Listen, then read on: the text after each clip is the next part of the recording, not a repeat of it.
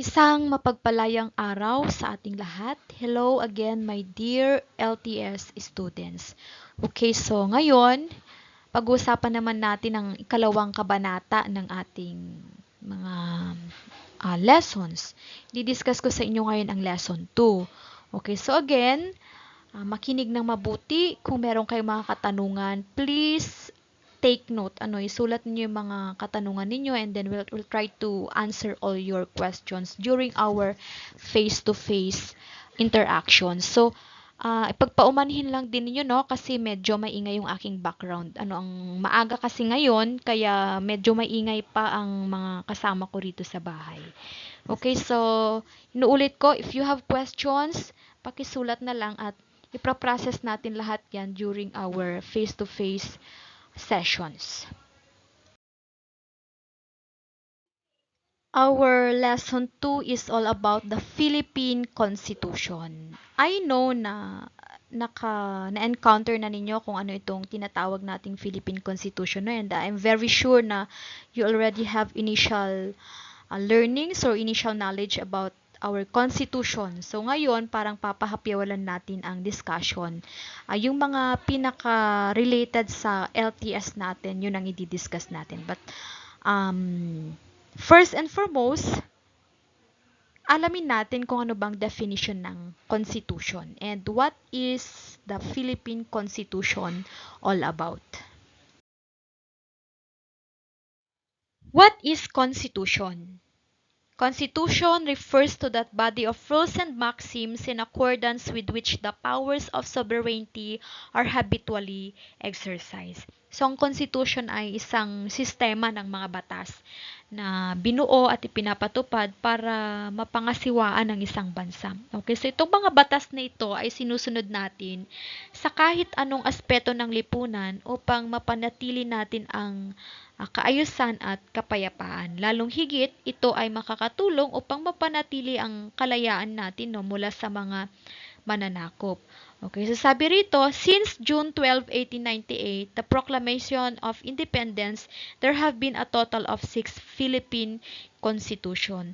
So, di ba nga kasi nung June 12, 1898, ito na yung proklamasyon ng kalayaan ng Pilipinas mula sa mga mananakop. Okay, so simula raw nung 1898, nagkaroon na tayo ng 6 Philippine Constitution. So, bakit 6? Bakit parang ang dami naman yata? Kasi nga evolution yan. So, since 1898, nagsimula ng magsarili ang ating mga ninuno. Nagsimula na silang bumuo rin ng sarili nating mga batas na batay talaga sa kung ano ang pangangailangan natin na makakatulong sa pamamalakad ng ating bansa at higit sa lahat ay para makatulong sa mga Filipino citizens. Okay? So, simula noon, hindi naman agad-agad ay talagang pulido na, no, or final na, or hindi kaya ay yung mga batas na yun ay talagang hindi lahat ay effective. So, nagkaroon yan ng evolution na tinatawag natin. So, from 1898, nagkaroon hanggang ngayon, meron na tayong 6 na constitution. Kasi, syempre, dumaan yan sa mga, may mga pagbabago, mga changes, nagkaroon ng mga amendments, ratifications, and everything. Okay, so alamin natin ngayon kung ano yung 6 na Philippine Constitution na yan, kung paano ba nag-evolve ang ating constitution, saan nagsimula at paano naging yung ngayon. Okay, so tingnan natin. Okay, so here is the evolution of our constitution. The very first constitution is the Malolos Constitution. So it is from 1898 to 1901. So kung babalikan natin ang ating Philippine history during these years, itong 1898 to 1901, yan na yung under the American regime na. But nung 1898 kasi is the proclamation na proclamation of our Philippine independence. So, itong Malolos Constitution right after the proclamation of the Philippine independence, ito yung pinakaunang Philippine Constitution, yung Malolos Constitution. And it is also known as the first Republican Constitution in Asia. So, sabi ko sa inyo kanina, simula nung may proklama na ang kalayaan ng Pilipinas mula sa pananakop ng mga Kastila, ay nagsimula na rin ang ating mga ninuno na bumuo o magsarili, no? Bumuo ng sarili nating mga batas na para sa mga Pilipino talaga, no? So, ito nga yung una, yung Malolos Constitution, nagkaroon na ng draft dyan ng Constitution. Okay, so, yan yung pinakaunang constitution natin. The next one is the Philippine Organic Act of 1902 and Philippine Autonomy Act of 1916. So, the Philippine Organic Act of 1902 pa rin yan, under pa rin yan ng American regime. Okay? And the Philippine Autonomy Act of 1916. So, mapapansin natin dito na, for example, dito sa Autonomy Act, autonomy, ibig sabihin, autonomous, ba yung magsasarili, yung independent na constitution na ang ninanais ng ating mga ninuno. Okay, so this is from 1902 until 1935. The Philippine Organic Act of 1902 provided a Philippine Assembly composed of Filipino citizen, while the Philippine Autonomy Act of 1916, it included the first pledge of the Philippine independence. So yan yung first constitution and the second constitution of the Philippine Constitution. Okay, next, the third constitution in our history is the Commonwealth and Third Republic from 1935 to 1943 and the 1945 to 1972. So, itong Commonwealth and Third Republic na ito, it started when the United States Congress in 1934 passed the Philippine Independence Act. So, ipinasa nila yung Philippine Independence Act, and this act actually paved the way to the creation of a constitution for the Philippines. So, kung titignan ulit natin yung ating kasaysayan kasi, no, di ba, from the pre-colonial up to the coming or yung pagdating ng mga Kastila, and then after that, the Americans. So, titignan natin, hindi pa talaga tayo nakabuo ng sarili nating constitution or yung sarili nating mga batas, yung tayo mismo ang nagmamanage and tayo nagpapalakad, ganon. So, it was during the Commonwealth and the Third Republic where the our ancestors created the Constitution for the Philippines, and it was because of the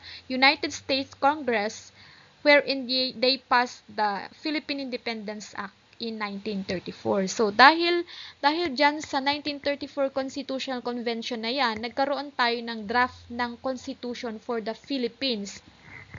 Ibig sabihin nito, dito na tayo magsimulang gumawa ng sarili talaga natin na constitution. So, during 94 Constitutional Convention, nabuo yung draft, and it was actually ratified through a national plebiscite on May 14, 1935. When we say ratified, nagkaroon ng, since draft nga nagawa, di ba, nung 1934, and in 1935, parang na siya, na-ratify na siya.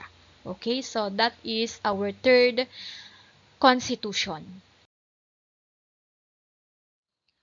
In addition to the third constitution of the Philippines, in November 15, 1935, with the inauguration of the Commonwealth of the Philippines, the Constitution was fully implemented and enforced. Also, take note of that. The Constitution was fully implemented and enforced in November 15, 1935.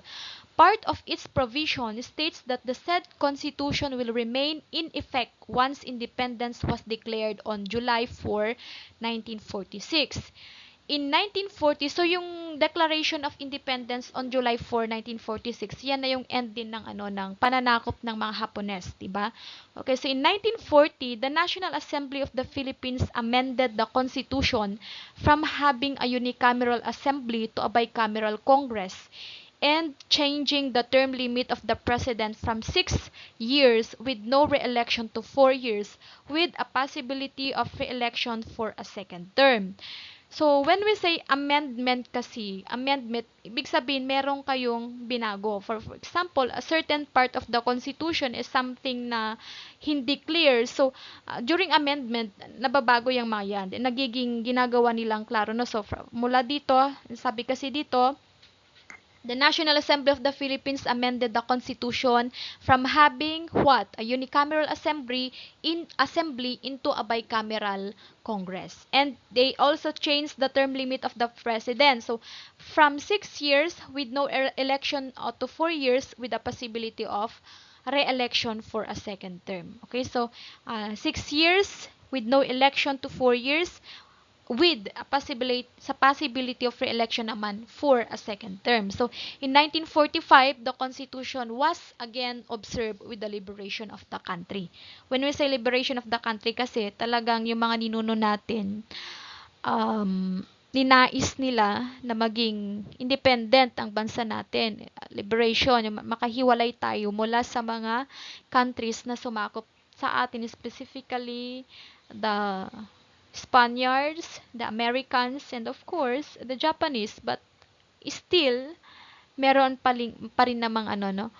So, ibang ano naman yun, actually, ibang topic naman. Kung titignan natin, ano pa rin, naka ano pa rin tayo, parang nakaangkla or meron pa rin tayo, we are still connected with the Americans. Okay, so but in 1945, the Constitution was again observed with the liberation of the country. Okay? Number 4, the Japanese-sponsored republic or the Second Republic, or it is also known as the 1943 Constitution because it is from 1943 to 1945. So during these years, we are under the Japanese regime. So this constitution is sponsored by the Japanese government, which they nullified the constitution during the World War II. The government created a preparatory committee on Philippine independence to replace the constitution. So the new constitution was used by the administration under President Jose P. Laurel. So we already have our constitution, but during 1943 to 1945, we are under the Japanese regime. Ilang years lang kung titignan natin sa kasaysayan ng Pilipinas. Napakaikli lang, no, yung panahon na pananatili ng mga Japanese people. While the Spaniards, ilang years? 333 years. Pero parang magkatumbas lang din yung pananatili ng mga Spaniards dito sa Pilipinas and yung pananatili ng mga Hapones. Why? Because the Japanese, on knowing the Japanese people, they are very cruel. And sabi nila, yung mga nagsasabi, or some other books, they states that parang mas malupit yung mga Japanese. Kasi talagang sila.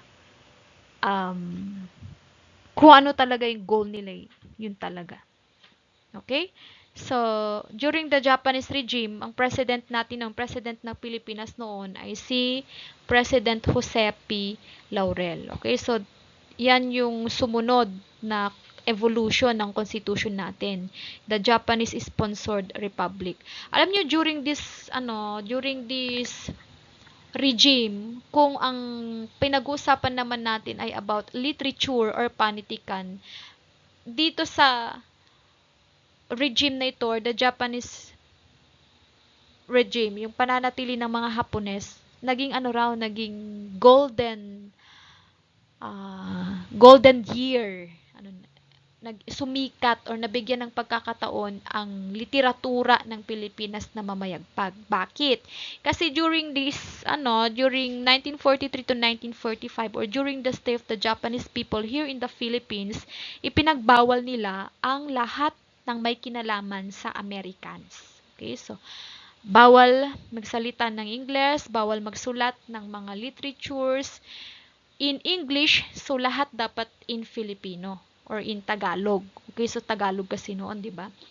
Okay, so hindi nila in-entertain yung mga literature na galing ng Americans or gawa ng mga Amerikano or nakasulat sa wikang Ingles. So, kaya raw nagkaroon ng pagkakataon din na mamayagpag ng sariling atin during the Japanese regime. Kasi nga, they did not entertain kung ano yung sinundan nilang culture, yung the Americans.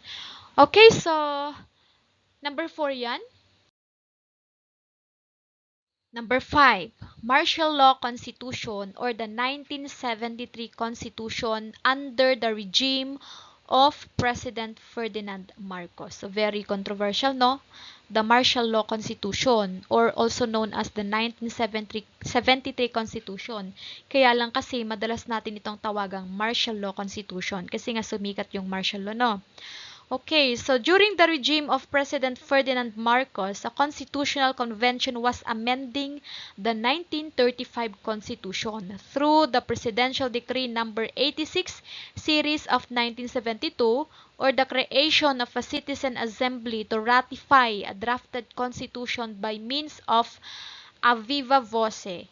In place of secret ballots, President Marcos announced the ratification and its effectivity on January 17, 1973. Although there were several oppositions to its ratification, the 1973 Constitution was deemed valid and was enforced. Okay, so from 1935 or the Malolos Constitution hanggang sa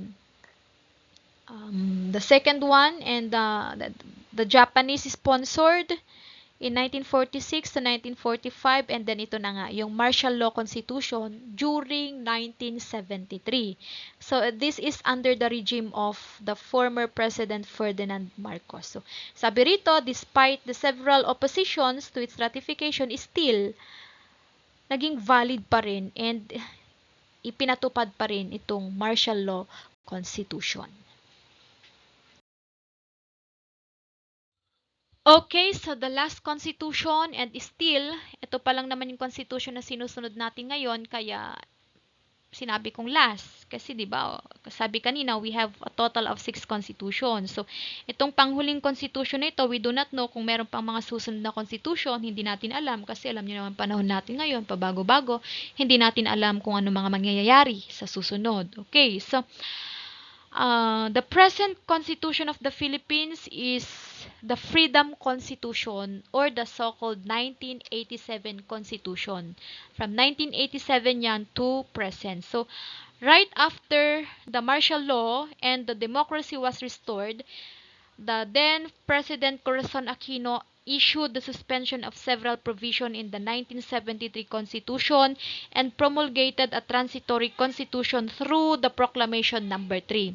Okay, so pagkatapos nga ng Marcos regime at pumalit si President Corazon Aquino, nag-issue siya agad ng suspension ng several provision of the 1973 Constitution. So, nangyari dito, yung ibang bahagi ng Constitution under the regime of Marcos, nagkaroon ng amendments and nagkaroon ng ratifications.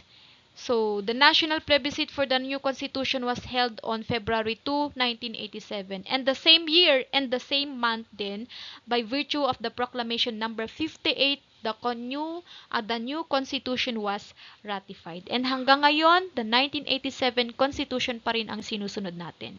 Okay, so if someone asks you kung anong constitution tayo ngayon, so you have to answer them 1987 Constitution.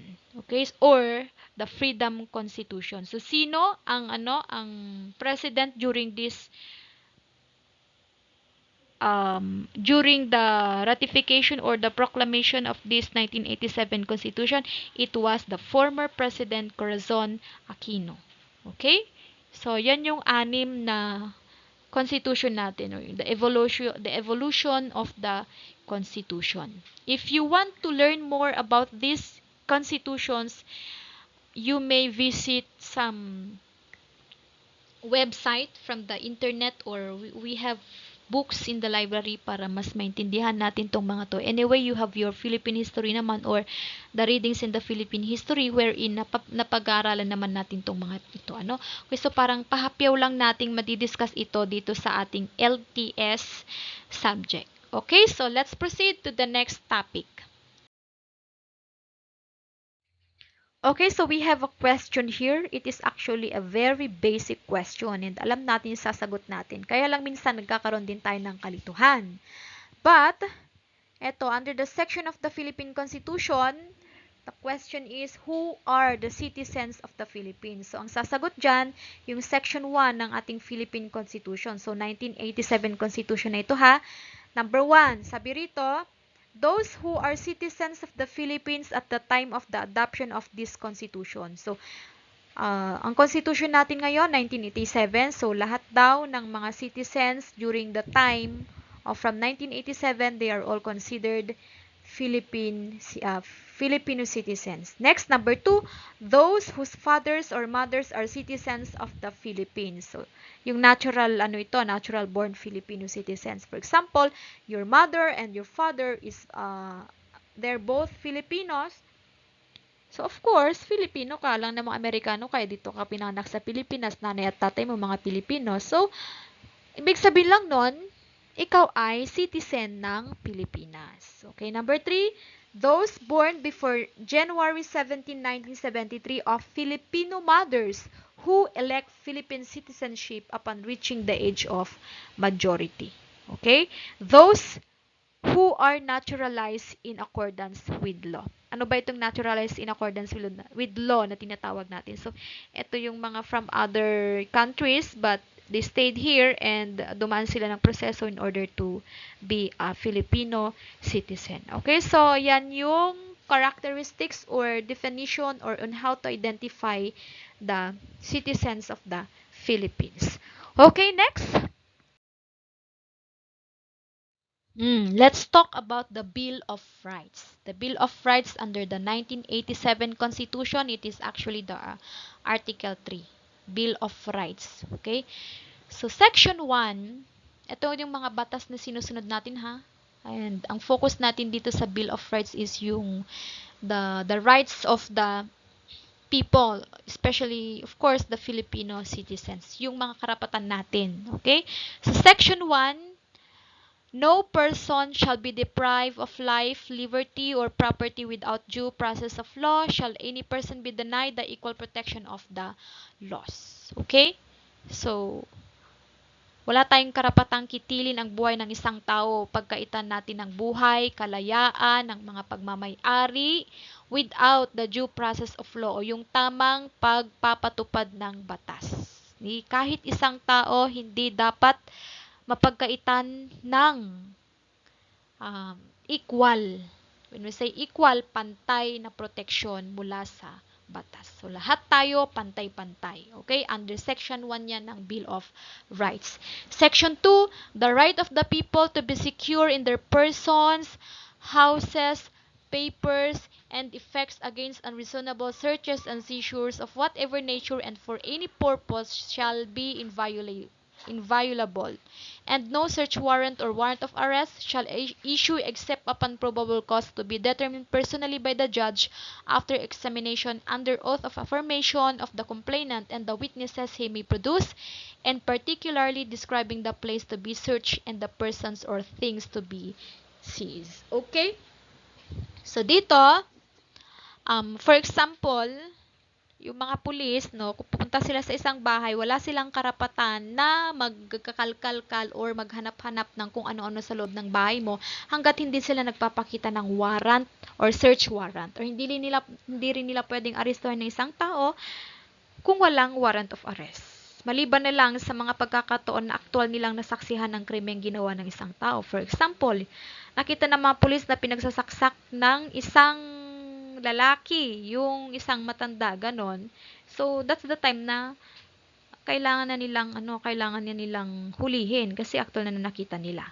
Okay, pero kung lahat ng mga 'di ba dumadaan yan sa tamang proseso in accordance with our law. So, kapag walang search warrant or warrant of arrest, hindi nila pwedeng basta-basta hulihin. Okay, so, and of course, we have the right to, ano yung sinasabi kapag may hinuhuli? You have the right to remain silent. Sabi, lahat ng mga sasabihin mo ay maaring gamitin laban sa'yo. So, at ang sinasabi pa nila, pwede kang magkaroon or meron kang karapatang magkaroon ng sarili mong tagapagtanggol or attorney para ipagtanggol ka sa hukuman. Okay? O yan, that is section number 2. Okay, so next, section number 3.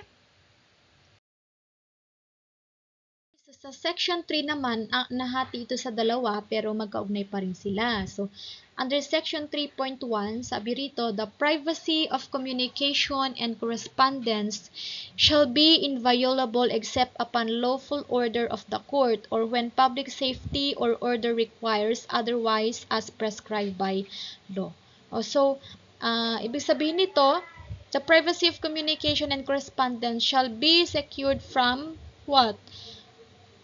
Violation or from assault or from trespass except upon lawful order of the court. For example, hindi ka pwedeng basta-basta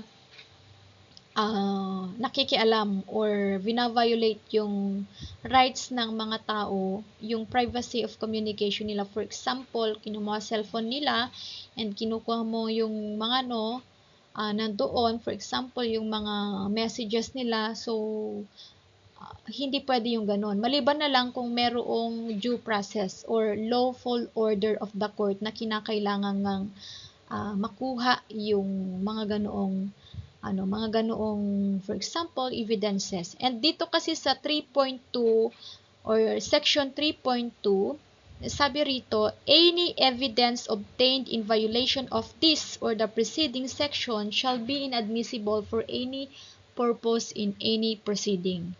So, for example, merong isang case sa korte, and then merong isang taong magbibigay ng evidence, but yung ebidensya na yan ay nakuha, for example, kinuha niya sa isang tao, pinatay niya yung tao, ganun, para lang makuha yung ebidensya, hindi yan hindi tatanggapin yung ebidensyang yan. Bakit?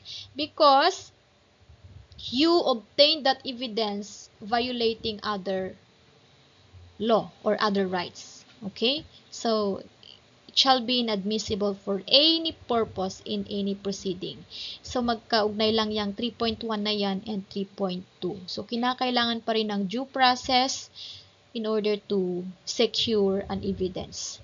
Okay? For any purpose in any proceeding. That is the section 3.1 and 3.2. Next, section 4.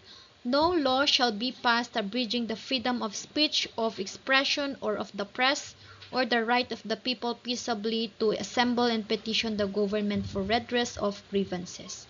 Okay, so ano ang pinupunto ng section 4 nito? Sabi rito, walang batas dapat na ipapasa para kontrahin yung freedom of expression, or speech, or of the press, or the right of the people to express or to assemble, for example, yung mga nagrarally na yan, and to petition the government for redress of grievances.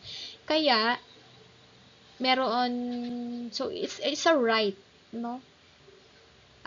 Karapatan natin, for example, na kung gusto nating magpahayag ng ating saloobin, karapatan natin yon. So, walang dapat batas na ipapasa para makontra yung mga batas na yan, yung freedom of speech natin. For example, sa freedom of the press, dito sa ating campus, meron tayong Republic Act 7079 or an act promoting the Campus Journalism Act or yung pagkakaroon ng student publication dito sa university natin. So, hindi pwedeng gumawa ng isang batas para kontrahin yung batas na yon. Okay? Bakit? Kasi right ng mga tao to express themselves, to express their opinions. So, hindi pwedeng kontrahin yun. Okay? So, pag-violate sa batas, kung hindi sinunod kung ano ang nasa batas na yun. Yung RA 7079 kasi parang protection yun ng mga student journalists. So, nakalagay doon, for example, is the editorial board upon establishment of the student publication are free to malaya sila na magpatupad ng kanilang editorial policies as long as hindi naman ito makakakontra, no? Hindi naman ito makakaapak din sa rights ng iba. Pero, hindi pwede, for example, sa editorial board or sa yung mga student journalist natin, hindi pwedeng suspensionin yung mga yan or to expel yung mga yan dahil lang sa sinulat nila. Okay? So, yun. Under section 4, no law shall be passed abridging the freedom of speech and expression or the freedom of the press. So, hindi pwede. Okay, so under Section 4 yan ng Bill of Rights. Okay, next, number 5. No law shall be made respecting an establishment of religion. Respecting an establishment of religion, parang ano siya, hindi pwedeng yung, for example, the government, meron lang silang tinitignan na isang religion, so hindi pwede. Or, hindi rin pwedeng gumawa ng batas na nagpro-prohibit sa isang specific na religion. Okay, the free exercise and enjoyment of religious profession and worship without discrimination or preference shall forever be allowed. No religious test shall be required for the exercise of civil or political rights. So, tandaan ninyo, wala raw dapat pwedeng batas na magawa or hindi pwedeng gumawa ng isang batas na nakafocus lang sa iisa, yung merong kinikilingan ang gobyerno, hindi pwede yun. Or, hindi rin pwede na merong silang gagawin na batas para i-prohibit ang isang religion. So, dapat, free lang, okay? So, without discrimination or preference. Okay, so that is Section 4 and Section 5 of the Bill of Rights. Okay, next, Section 6. The liberty of abode and of changing the same within the limits prescribed by law shall not be impaired except upon lawful order of the court. Neither shall the right to travel be impaired except in the interest of national security, public safety, or public health as may be provided by law. Okay, anong ibig sabihin nitong Section 6? The liberty of abode o yung kalayaan ng isang tao na magkaroon ng sariling tirahan or magkaroon ng isang lugar para doon siya titira, kalayaan ng isang tao yun. And of changing the same, ibig sabihin yung paglipat mo or pagpapalit mo ng tahanan. For example, taga Bambang ka, tapos lilipat ka sa Manila, it's your right. Hindi pwedeng limitahan hindi pwedeng pigilan ng gobyerno or ng batas natin. And hindi rin pwede na pigilan ng isang tao sa pagta-travel. Except na lang kung ito ay may kinalaman sa national security, public safety, or public health as may be provided by law. For example niyan, pupunta ka sana ng Hawaii. Kaya lang pinigilan ka ng mga officials or yung mga nandun sa uniform personnel na nasa airport.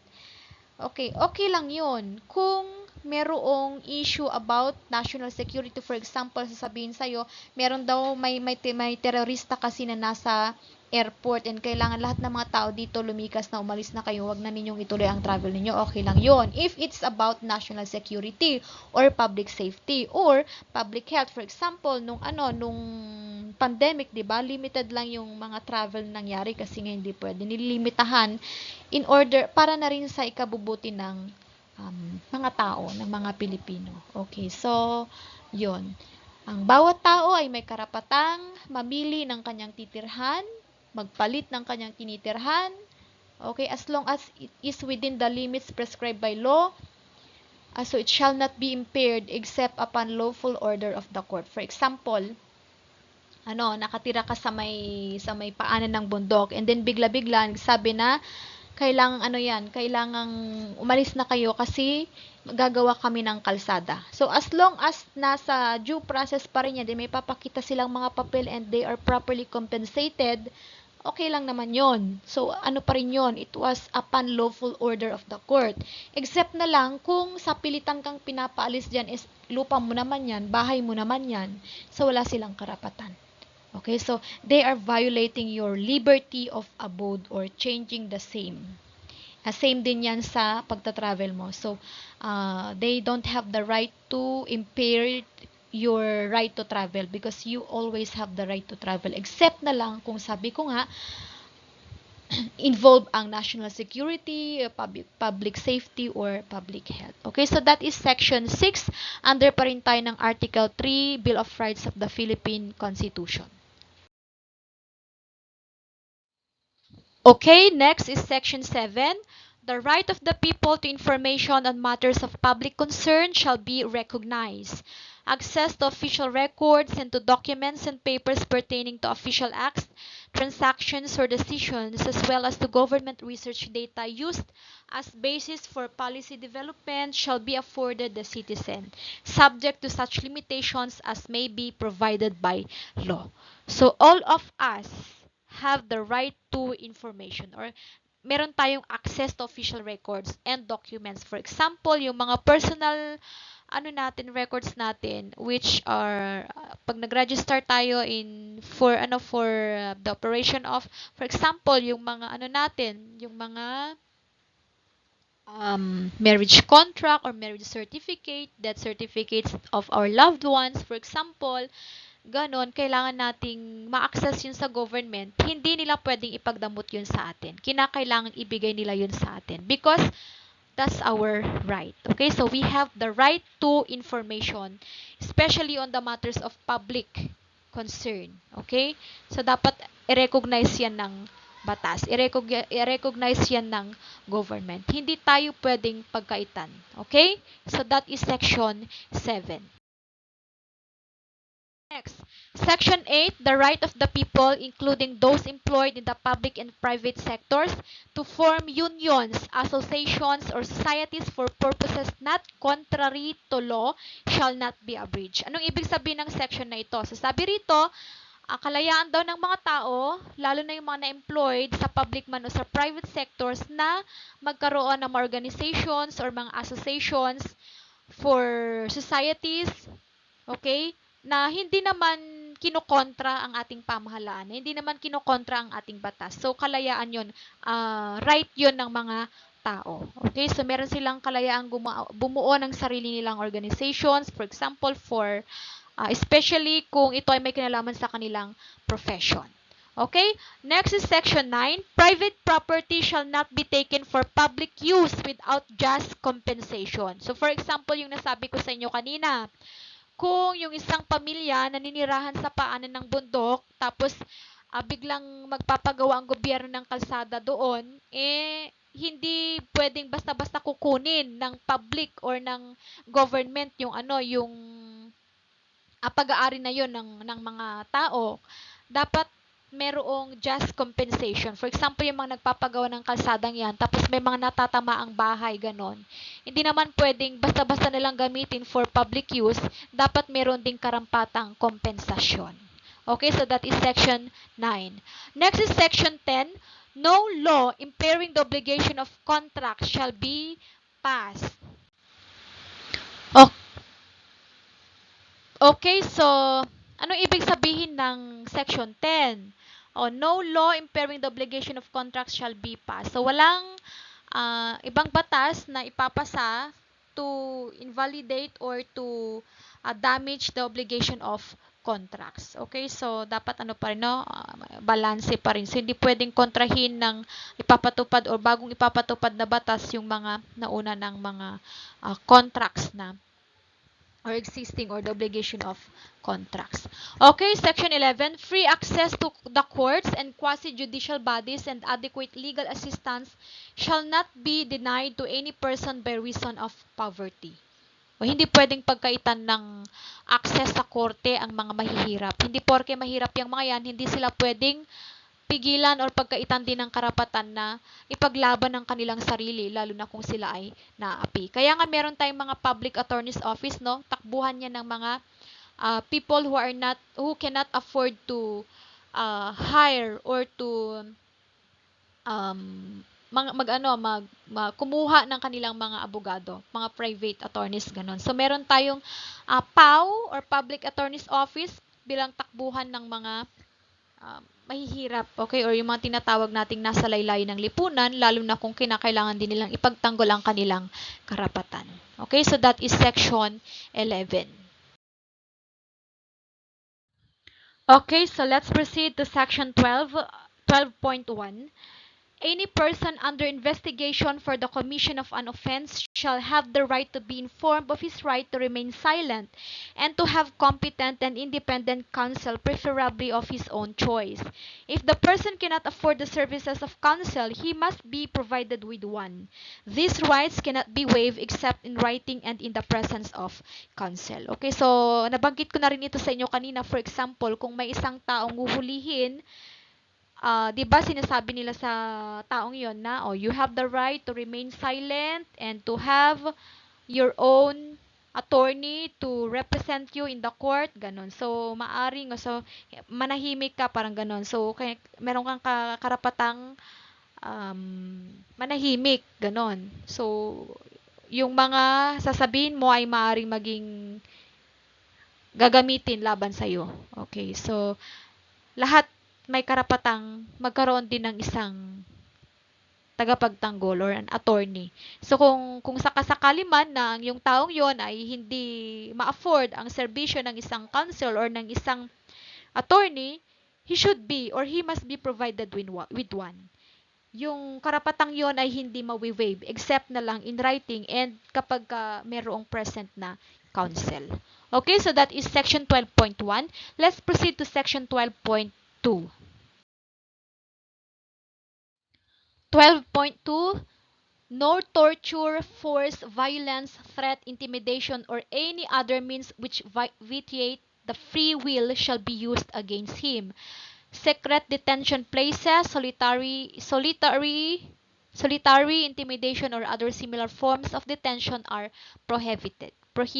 So, hindi pwedeng torturin isang tao. Hinuli mo, torturin mo, perasahan, with very violent, o pananakot, intimidation, and everything, hindi pwede.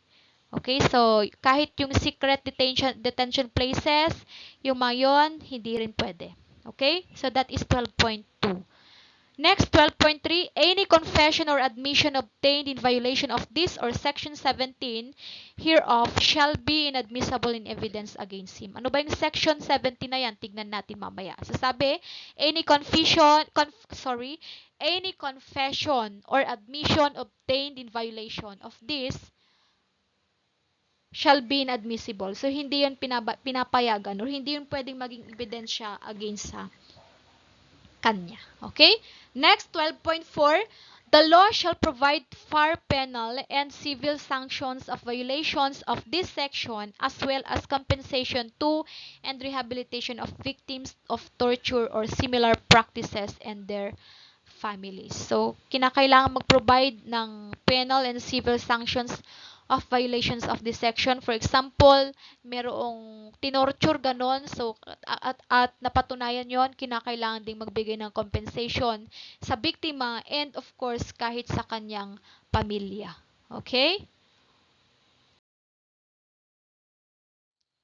Section 13. All persons except those charged with offenses punishable by reclusion perpetua when evidence of guilt is strong shall before conviction be bailable by sufficient securities or be released on recognizance as may be provided by law. The right to bail shall not be impaired even when the privilege of the writ of habeas corpus is suspended. Excessive bail shall not be required. Okay, so for example, may isang taong hinuli, meron siyang kalayaan din na mag-bail. Ano ba yung bail na yon? Ano nang tawag natin sa bail in Filipino? Yung ano, yung magbabayad ka para pansamantalang makalabas mo na siya, ganon. I forgot the term. Okay, so I think alam nyo yon, alam nyo yung term na yon. Okay, yung basta bail, yung magbabayad ka para pansamantalang makalabas mo na yung kakilala mo or kamag-anak mo siguro or kaibigan, ganyan. Except sa mga offenses which is punishable by reclusion perpetua or yung habang buhay na kakakulong. For example, anong kaso niya? Murder, ano pa? Rape, yung talagang napatunayan, nakita na talaga na yung mga, basta lahat ng mga offenses na punishable ng habang buhay na pagkakakulong, hindi pwedeng yon, hindi pwedeng ma-bail or hindi ka pwedeng magbayad para pansamantalang makalabas yung mga yon. And hindi rin pwedeng excessive bail. For example, sobra-sobra yung binayad mo, parang parang suhol na yon. Hindi rin pwede yon. Okay? Okay, so I asked kung ano yung term na yon, anong term na yung para sa bail. Ano pala yon? Piyansa. Okay, so papiyansahan. Maliban na lang sa mga, sabi ko nga inuulit ko, pwede kang magpiyansa maliban na lang kung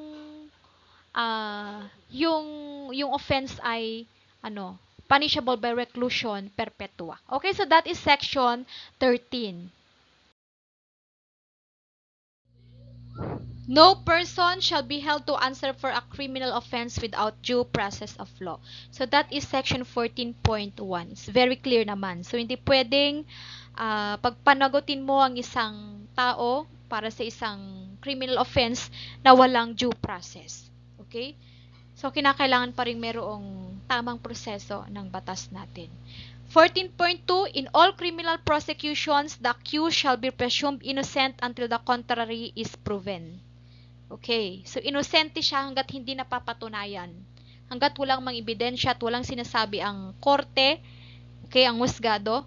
So, still, he is innocent pa rin. Until proven. Okay? Innocent until proven.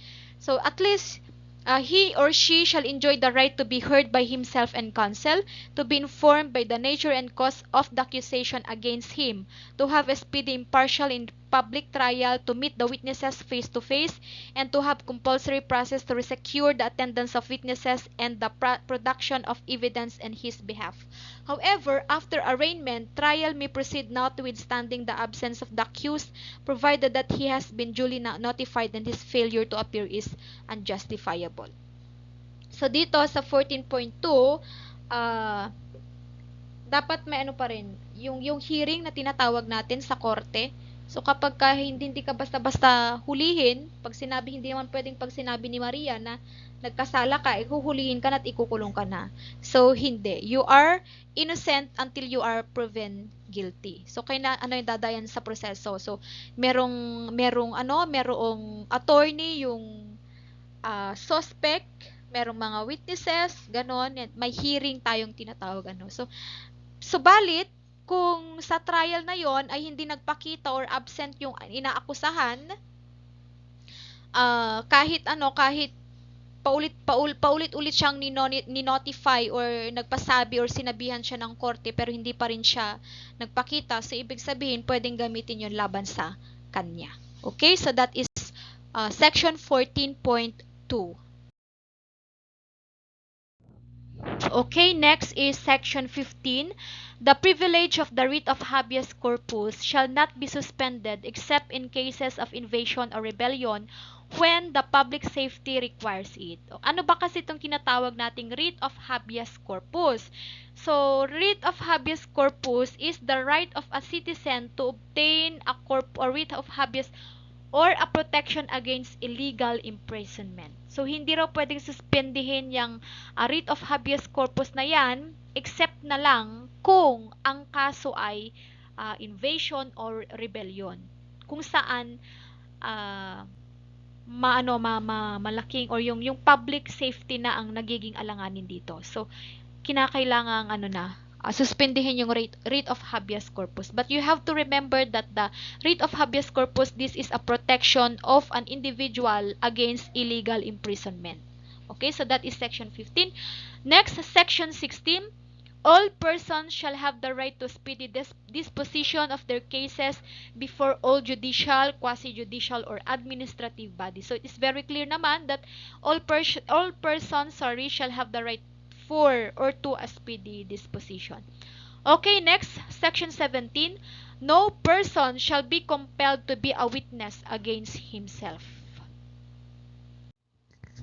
Anong ibig sabihin nitong section 17 na ito?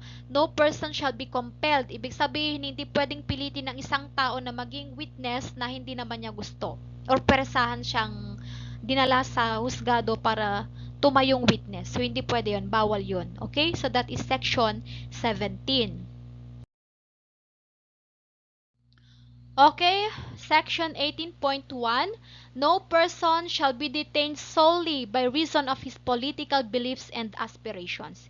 Hindi pwedeng ikulong ang isang tao dahil lang sa sarili niyang opinyon. O for example, ito ang aking political belief, ito ang aking aspirations, tas hinuli ka, kinulong ka. Hindi pwede yon. Violating the Section 18.1 of the Article 3 of the Philippine Constitution or the Bill of Rights. Okay? So, hindi pwede yon. Next, 18.2, no involuntary servitude in any form shall exist except a punishment for a crime whereof the party shall have been duly convicted. Okay, so ano namang ibig sabihin nitong 18.2?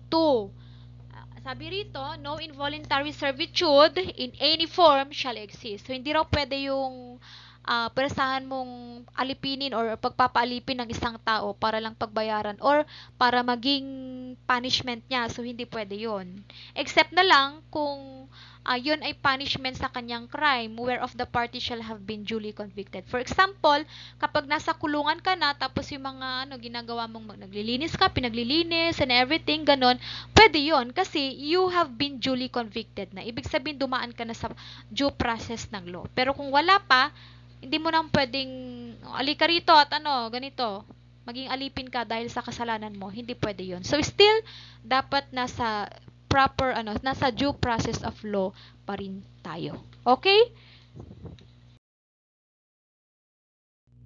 Okay, next, section 19.1, excessive fine shall not be imposed nor cruel, degrading, or inhumane punishment inflicted. Neither shall death penalty be imposed unless for compelling reasons involving heinous crimes, the Congress hereafter provides for it. Any death penalty already imposed shall be reduced to reclusion perpetua. So, under our 1987 Constitution, yung dating parusang kamatayan, hindi na yung literal na papatayin ka pagka nagkasala ka. Especially if your crimes are very, heinous crimes. Ganon. Ngayon kasi, kinonvert na yung death penalty into reclusion perpetua or yung tinatawag nating habang buhay na pagkakakulong. Okay, so, yun. That is section 19.1. Next, let's proceed to 19.2. The employment of physical, psychological, or degrading punishment against any prisoner or detainee or the use of substandard or inadequate penal facilities under subhuman conditions shall be dealt with by law.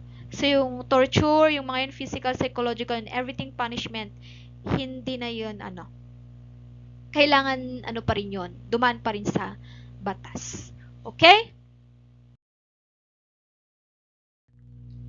Section 20. No person shall be imprisoned for debt or non-payment of a poll tax. Ano ibig sabihin yan? Wala raw yung tao na pwedeng makulong dahil sa kanyang pagkakautang or hindi pagbayad ng kanyang poll tax. Okay? So, Section 20 yon of the Bill of Rights. Next, Section 21. No person shall be twice put in jeopardy of punishment for the same offense. If an act is punished by a law and an ordinance, conviction or acquittal under either shall constitute a bar to another prosecution for the same act. Okay, so no person shall be twice put in jeopardy of punishment for the same offense. It's very clear naman, okay? Section number 22. No ex post facto law or bill of attainder shall be enacted. Ano ibig sabihin nitong section 22? So, no ex post facto law or bill of attainder, ibig sabihin hanggat hindi yan dumadaan sa trial, without a trial, hindi ka pwedeng mag-impose ng punishment. Hindi ka pwedeng magparusa hanggat hindi dumadaan yan sa korte or without a trial, yung hearing na tinatawag natin, okay? Okay, so yun yung ating Article 3, Bill of Rights of the Philippine Constitution, 1987 Constitution. I hope you learned something about those sections. So, if you want to learn more about the Bill of Rights, pwede kayong magbasa sa mga books natin regarding Philippine Constitution. And actually, meron naman kayong hiwalay na subject para mapag-usapan yon. Okay, so next, let's proceed to the duties and responsibilities of Filipino citizens. So, allow me to read this. We have to realize that for every right we are enjoying as enumerated in the Bill of Rights of the Philippine Constitution, it is coupled with corresponding obligation.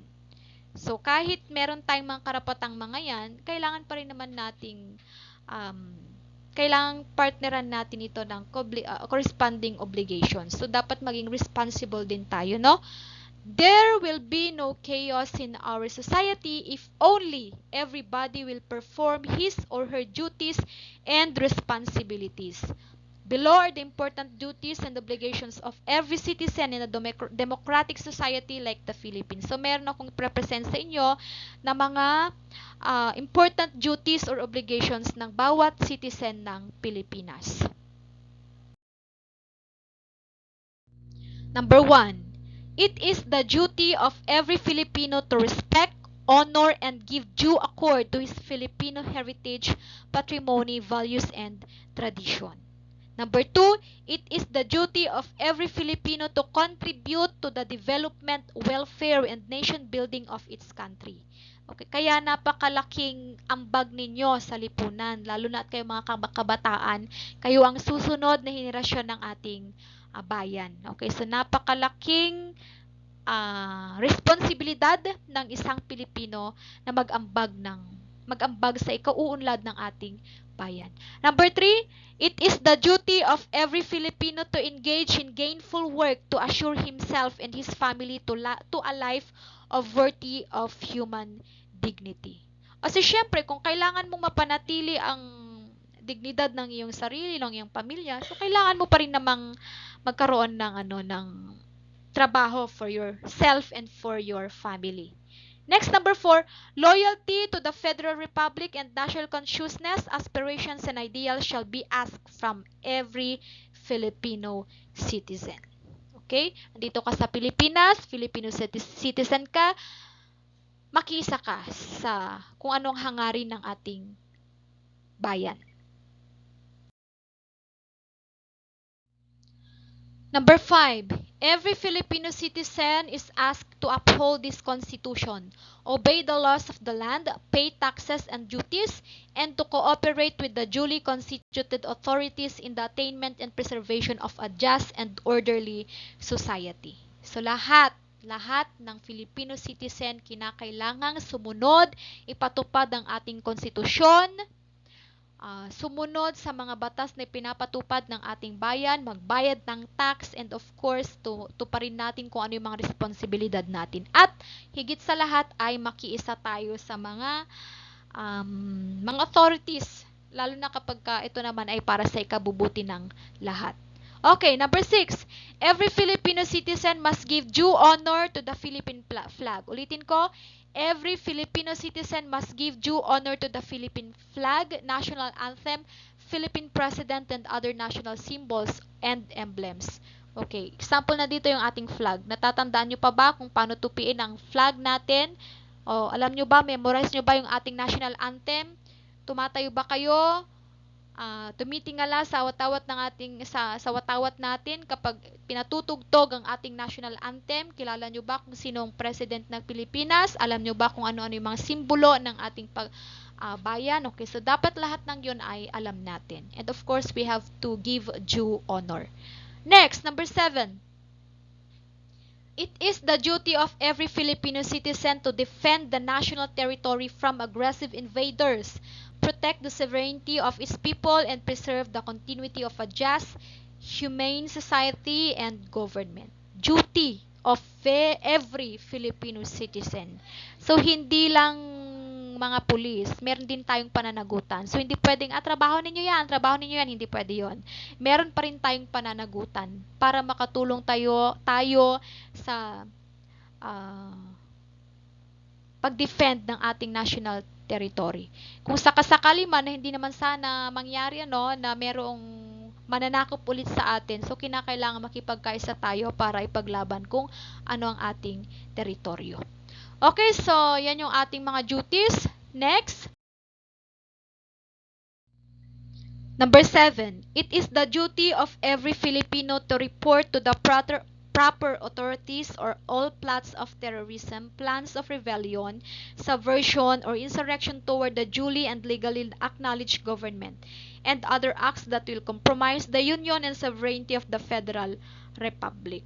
Okay, so pananagutan din yan ng bawat Pilipino kung sakasakali man na meron kayong mga nakita or nasaksihan na plots for terrorism or plans for rebellion, insurrection against our government, it is your duty to report to the proper authorities. Okay? Next, number 8, it is the obligation of every Filipino to report corrupt, dishonest, or fraudulent government officials to the proper forum, courts, and agencies. A Filipino shall not tempt or bribe government officials, steal from the coffers of the government, or escape or abandon his lawful responsibilities. So lahat tayo may pananagutan para sa ating bayan. So it's very clear naman kung ano naka-state sa number 8, obligation natin lahat yan. Tayong lahat na mga Pilipino. Okay, so yan yung ating mga duties and responsibilities as a Filipino citizen. Meron pa pala tayong last part, number 10. It is the responsibilities of every Filipino to elect officials of government as a means of demonstrating his personal ideas and aspirations for the motherland. Omission or abstention from this responsibility may indicate a person's renunciation of his rights of suffrage. No fine or inappropriate or excessive penalty shall be asked from him as a reparation for his choice not to vote. People who lost their social right of suffrage may reclaim such rights accordance of law. So lahat tayo merong karapatang bumoto because ito ay nangangahulugang, yung pagboto natin ay nangangahulugang pagpapahayag natin ng ating personal na idea or aspirations para sa ating bayan. Kung sakasakali man na hindi tayo boboto, hindi naman tayo mapapanish or walang penalty pero syempre it is a right to suffrage. Kung sakali na nawala natin yon, pwede naman nating ma-reclaim in accordance of law naman. Okay, so lahat ng yan yung ating mga duties and responsibilities bilang isang Filipino citizen. Okay, so yan yung ating lesson 2, the Philippine Constitution. Thank you so much for listening. Gaya ng password natin, kayo ang bagong henerasyon, kayo ang ating mga kabataan, kayong pag-asa ng ating bayan. So, sana itapusin ninyo yung ating lecture from the first slide hanggang dito sa last part. Okay, again, thank you so much and good day everyone.